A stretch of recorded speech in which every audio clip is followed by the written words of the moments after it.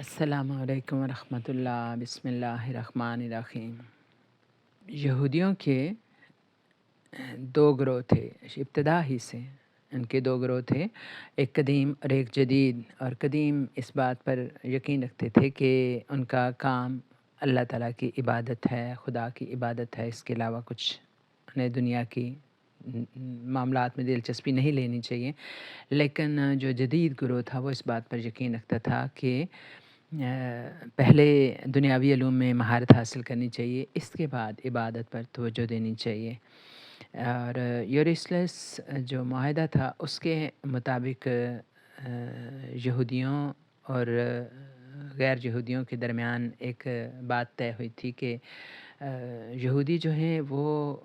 اس سرزمین پر جہاں کہ وہ بسیں گے وہاں کے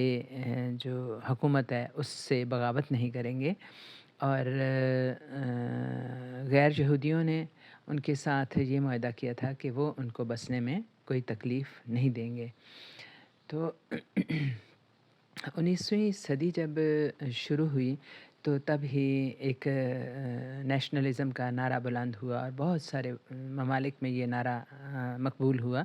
یہودیوں پر بھی اس نعرے کا بڑا اثر ہوا اور انہوں نے یہ کہنا شروع کیا کہ جس طرح سے جرمن کے لیے ہے اور فرانسیسیوں کے لیے ہے، اسی طرح سے ہمیں بھی ایک وطن کی ضرورت ہے۔ اور انہوں نے فلسطین جا کے بسنا شروع کیا، اور انہیں جو یہودی سرمایہ دار تھے اور بینکر تھے ان کی سپورٹ بھی حاصل تھی، ان کی مالی مدد کی وجہ سے وہ وہاں جا کے زمینیں خریدنے لگے اور اپنے بستیاں بسانے لگے۔ فلسطین میں اس سے قبل بھی کافی یہودی رہتے تھے، ان کی تعداد کچھ زیادہ نہیں تھی، وہ مائنارٹی میں تھے، لیکن وہ فلسطینیوں کے ساتھ صدیوں سے بہن بھائیوں کی طرح سے رہ رہے تھے۔ انہیں یہ بات پسند نہیں آئی کہ ایک دوسرے ملکوں سے آ کے یہودی یہاں بسنے کی کوشش کر رہے ہیں، لیکن چونکہ یہ بہت انہیں یورپین سرمایہ کاروں کی مدد حاصل تھی تو اس لیے ان کے خلاف کوئی وہ زیادہ کارروائی نہ کر سکے۔ فلسطین جو تھا وہ جنگ عظیم سے پہلے سلطنت عثمانیہ کے انڈر تھا، لیکن جنگ عظیم اول میں سلطنت عثمانیہ کو برطانیہ سے شکست ہوئی تو فلسطین برطانیہ کے انڈر آ گیا۔ برطانیہ نے اس کے 3 حصے کیے، 44% فلسطینیوں کو دیا، 46% اسرائیلیوں کو، اور باقی جو یروشلم تھا یعنی مسجد تھی، مسجد اقصیٰ، اس کو ایک انٹرنیشنل سٹی کا درجہ دے دیا۔ اور یہ چیز جو تھی یہ شروع سے ہی ایک فساد کا پیش خیمہ بن گئی۔ برطانیہ جو تھا وہ زائنس کے ساتھ تھا، زائنس یہودیوں کے ساتھ جو جدید خیالات رکھتے تھے اور جو دنیاوی علوم میں مہارت پر اور ایک الگ دیس حاصل کرنے پر یقین رکھتے تھے۔ برطانیہ کو اصل میں خود مڈل ایسٹ میں ایک اتحادی کی ضرورت تھی تاکہ وہ نہر سویز پر قبضہ قائم رکھ سکیں، جس کی وجہ سے انہیں اپنے برٹش کالونی ہندوستان پر اپنا قبضہ مضبوط رکھنے میں مدد ملتی تھی۔ تو انگریزوں نے، برطانیہ نے یہودیوں کو فلسطین میں آباد ہونے کی کھلی چھٹی دے دی۔ جو پرانے خیالات کے ہردیزی یہودی تھے وہ اس بات پر پریشان تھے، انہوں نے ان نئے یہودیوں کی آباد کاری پر بائیکاٹ کیا، احتجاج کیا، اور اس بات پر کافی فتنہ فساد بھی ہوئے۔ 1929 میں جو فتنہ فساد ہوئے اس میں 33 یہودی مارے گئے، جس میں زیادہ تر تعداد جو تھی وہ انہی ہردیزی یعنی مقامی یہودیوں کی تھی۔ آئے دن کے ان فسادات کی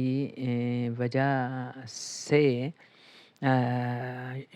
مقامی یہودیوں نے سوچ بچار کے بعد مصالحت پر غور کرنا شروع کر دیا، کیونکہ جو نئے یہودی تھے زائنس، ان کے پاس بہت ہتھیار تھے، انہیں یورپین سپورٹ بھی حاصل تھی اور ان کی تعداد بھی اب کافی ہو چکی تھی، اور جو پرانے طرز کے تھے یہودی ہردیزی، وہ صرف 5% رہ گئے تھے۔ تو انہوں نے نئی جو اسرائیلی حکومت تھی ان کے ساتھ ایک معاہدہ کیا۔ اچھا، اس دوران یعنی 1948 کی بات ہم کرتے ہیں کہ 1948 میں UNO میں ایک قرارداد منظور ہوئی، جس میں کہ اسرائیلی حکومت کو یعنی ایک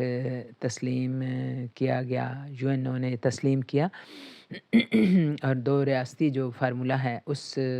کو گویا کہ ایک لیجیٹمیسی دی۔ تو اس بات کی قائد اعظم کو خبر ہوئی تو آپ نے اس کے یعنی مخالفت کی، اور اس وقت کے جو صدر ٹرومن تھے ان کو خط لکھا، اور نے کہا کہ یہ دونوں قوموں کے لیے ضرر رساں ہوگا یہ جو آپ نے قرارداد پیش کیا ہے۔ تو بہرحال کچھ اس کا زیادہ اثر تو نہیں ہوا، لیکن انہوں نے ایک اپنا موقف پیش کیا۔ انہوں نے نئی جو اسرائیلی حکومت تھی اس کے ساتھ ایک معاہدہ کیا، جس کے مطابق انہوں نے کہا کہ وہ مذہبی اپنی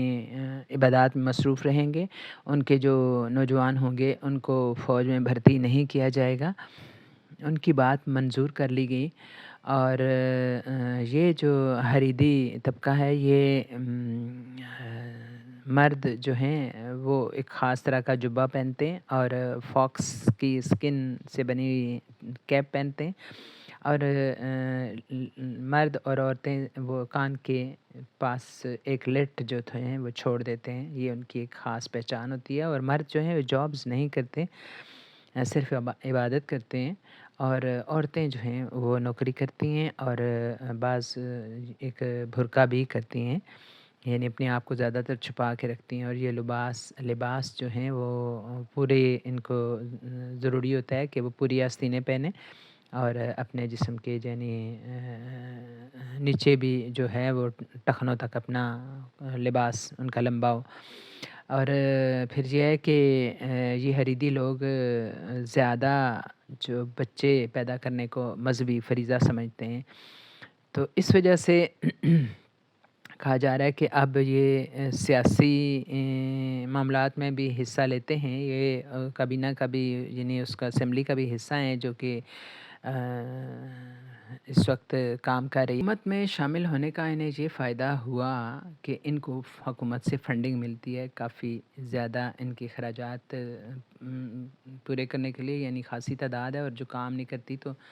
اور ان کے بچے بھی کافی ہوتے ہیں، اور بعض اوقات یہ فنڈنگ بھی کم ہو جاتی ہے، تو یہ ڈونیشن پہ بھی گزارا کرتے ہیں۔ اور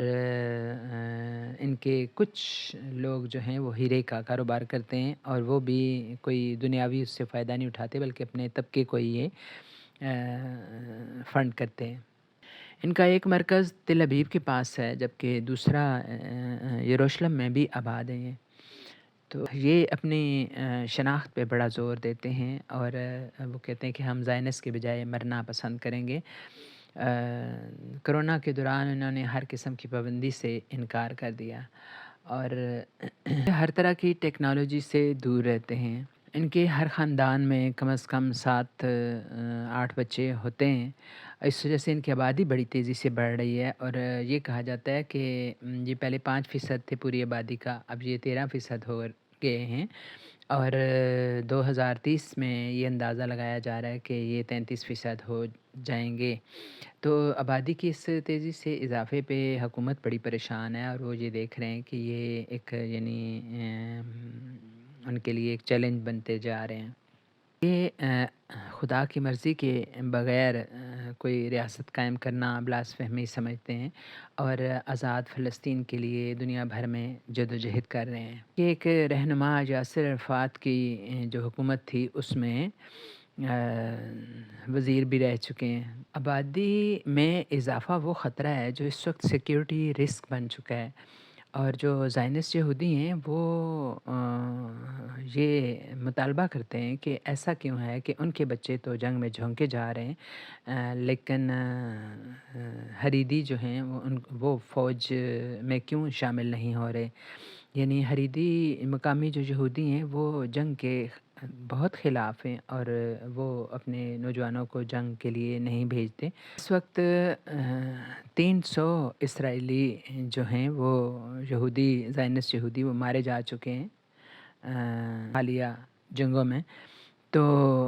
وہ یہ مطالبہ کرتے ہیں کہ ان کو بھی کاروباری حکومت میں شامل کیا جائے، اور یہ جو فنڈنگ مسلسل ان کو دی جا رہی ہے اس کا کوئی فائدہ اٹھایا جائے۔ اور ایون حکومت تو یہ بھی کرتی ہے کہ بعض اوقات جب جاب پہ جا رہی ہوتی ہیں جو لڑکیاں وہ پابندیوں سے تنگ آ جاتی ہیں تو وہ اپنا گھر بار چھوڑ دیتی ہیں، یعنی پردے کی پابندی اور جاب کی پابندی اور زیادہ بچے پیدا کرنے کی ایک یعنی پابندی جو ہے وہ اس سے بعض اوقات لڑکیاں تنگ آ جاتی ہیں تو وہ اپنا گھر بار چھوڑ دیتی ہیں۔ تو ایسے میں حکومت ان کی بڑی حمایت کرتی ہے، اسرائیلی حکومت جو ہے، اور ان کو فنڈ کرتی ہے اور ان کو جابس مہیا کرتی ہے اور ان کو تعلیم کے جو وہ یعنی موقع حاصل کرنا چاہتی ہیں وہ ان کو دیتی ہے۔ تو یہ یعنی خود جو طبقہ ہے وہ حکومت کے لیے ایک چیلنج بن چکا ہے جو خود یہودی ہیں۔ 2017 میں عدالتوں نے حریدی جو ہیں یہودی یعنی مقامی یہودی ان کا جنگ سے جنگی خدمت سے میں رعایت کا جو قانون ہے وہ مسترد کر دیا تھا۔ انہوں نے بل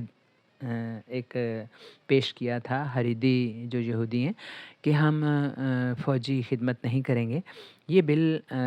حکومت نے مسترد کر دیا تھا، لیکن حریدی جو ہیں انہوں نے اس یعنی ریجیکشن کے خلاف کافی احتجاج کیا، کافی زیادہ ایک شور شرابہ انہوں نے کیا، اور اس وجہ سے یعنی فوجی خدمت کا جو بل اس کے مقابل پاس کرنا چاہتی تھی حکومت وہ پاس نہیں ہو سکا۔ جو اسرائیلی حکومت ہے اس میں نئے زائنسٹ یہودیوں کی حکومت کی 120 جو سیٹیں ٹوٹل ان میں سے 64 سیٹیں، اس وجہ سے وہ ایک اکثریتی ایک پارٹی بنی ہے۔ تو اس میں سے بھی کہتے ہیں کچھ 18 سیٹیں جو ہیں وہ حریدی یہودیوں کی ہیں، اور حریدی یہودی ان کو اکثر یہ چیلنج کرتے رہتے ہیں کہ وہ اس حکومت سے الگ ہو جائیں گے۔ 64 میں سے 61 جو کی تعداد ہے، 61 سیٹیں ایک اکثریتی حکومت کے لیے ضروری ہیں۔ تو اس وقت 64 سیٹیں ہیں حکومت کے پاس، تو اس یعنی 3 سیٹیں صرف ان کے پاس زیادہ ہیں جو ایک اکثریتی حکومت کے لیے ضروری ہیں۔ تو اس میں بھی 18 سیٹیں حریدی یہودیوں کی ہیں، اور اگر حریدی اپنی یہ سیٹیں نکالے یعنی حکومت سے الگ ہو جائیں تو یہ حکومت گر جائے گی۔ حریدی جو یہودیوں کا گروپ ہے اس نے یہ دھمکی دے رکھی ہے کہ اگر ملٹری خدمت سے فوجی خدمت سے ان کو رعایت نہ دی گئی تو وہ حکومت سے الگ ہو جائیں گے۔ اس سلسلے میں کافی جھڑپیں ہوئیں، کافی زیادہ حکومت سے ٹکر لی اس طبقے نے، حریدی یعنی مقامی یہودیوں نے، اور پھر بھی منسٹر جو ہیں ڈیفنس منسٹر انہوں نے یہ اعلان کر رکھا ہے کہ وہ جلد ہی ہزاروں جو حریدی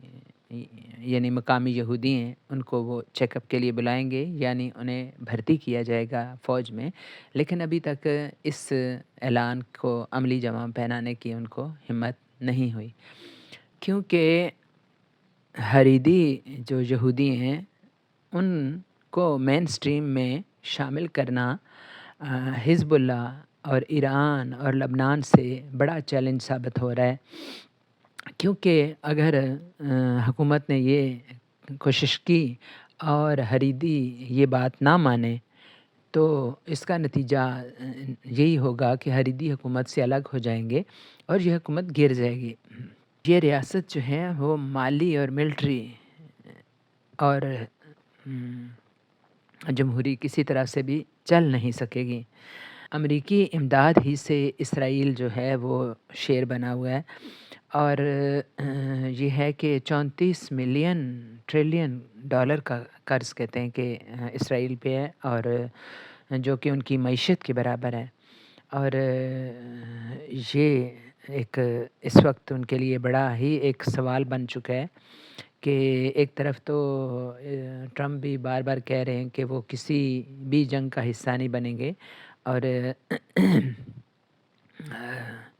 دوسری طرف ان کو ایک حریری یہودیوں کی طرف سے